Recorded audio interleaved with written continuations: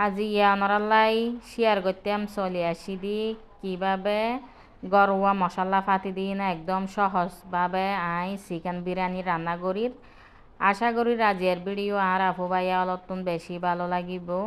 আসসালামু আলাইকুম, অনরা বেগুন কেন আছন? আশা করি তো বেগুন বহুত বহুত ভালো আছন। আলহামদুলিল্লাহ আমিও বহুত ভালো আছি।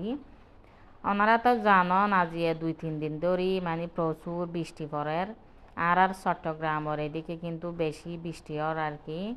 যাই হোক এই বৃষ্টির দিনে কিন্তু খিচুড়ি হন বিরিয়ানি হন হেতে কিন্তু বেশি মজা লাগে।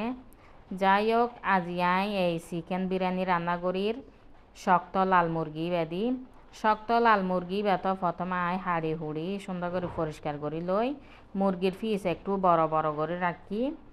মুরগি প্রথমে মশলা মানে মুরগির মশলা ফাতি ব্যাগ কিছু দিন রান্না করে ফেলাইলাম।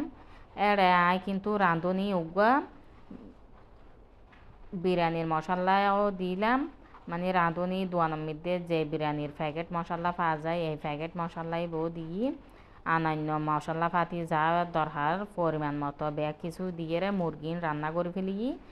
মুরগি যখন মানে রান্না হয়ে গিয়ে তারপরে বাজা আলু দি দিলাম 500 তারপরে মানে চিনি গুঁড়া চাউল জিবা আছে মানে কালি জিরা চাউল এই চাউলি বাই প্রথমে দুইরে পানি জরা দিয়ে রাখিলাম আধা ঘন্টার মতো।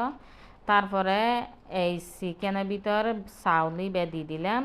চাউলি বে এরকম বাজা বাজা যখন হয়েছে মানে পরিমাণ মতো গরম পানি দিই। গরম পানি দেওয়ানোর পরে চাউল যখন মানে 90% পর্যন্ত সিদ্ধ হয়ে মানে গরম পানি যখন এইরকম হেফেলিয়ে তারপরে পেঁয়াজ বেরাস্তা দিলাম বেশি করি। তারপরে বেশি করি ঘি দিলাম। ঘি দেওয়ানোর পরে কাঁচামরিচও দিই। তারপরে সুন্দর করে দমে রাখি বাতুন ফুড়া ফেলি গিয়ম একদম জরা উগুয়া বিরিয়ানি বাত হবো পারফেক্ট চিকেন বিরিয়ানি।